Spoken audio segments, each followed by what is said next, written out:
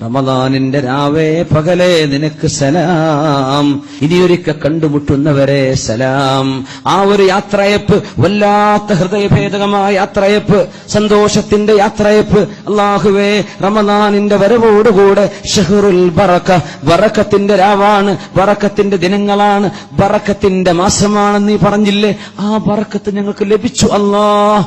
അയ്യാമു വലയാലിൽ ഇത്ഖി മിനന്നാർ, നരകത്തിൽ നിന്ന് മോചനം വിധിക്കുന്ന രാവുകളാണ്, പകലുകളാണ് കഴിഞ്ഞു പോകുന്നത്.